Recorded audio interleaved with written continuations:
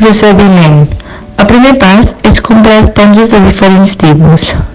Un cop això, calculem el que absorbeix una esponja i repetim 3 vegades o més el procediment.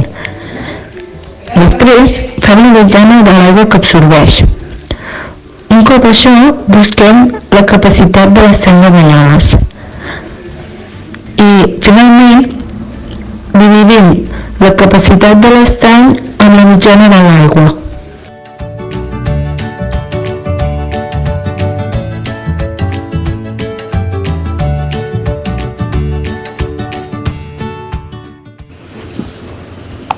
Material. 2 tipus d'esponges. Proveta.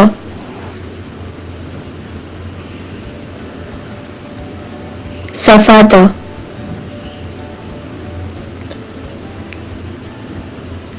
Aigua.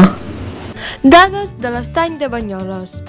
Longitud 2,1 km, profunditat 62,5 metres, superfície 1,12 km², perímetre 9,13 km, capacitat 16.120.000 metres cúbics.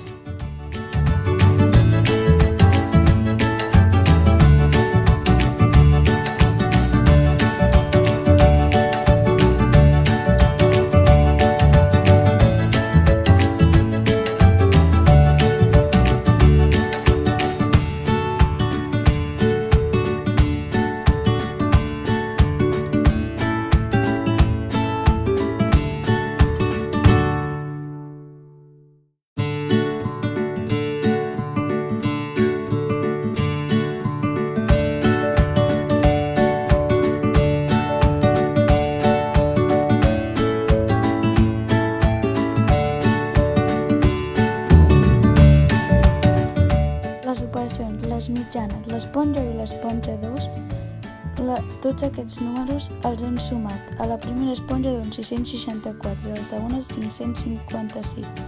Després les hem dividit entre 2 i a la primera doncs 110,6 i a la segona 92,6.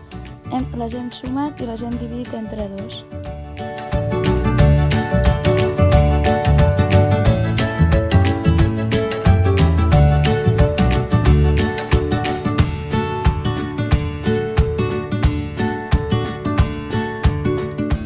Resultats. Es necessiten 158.661 esponges per buidar l'estany de Banyoles aproximadament.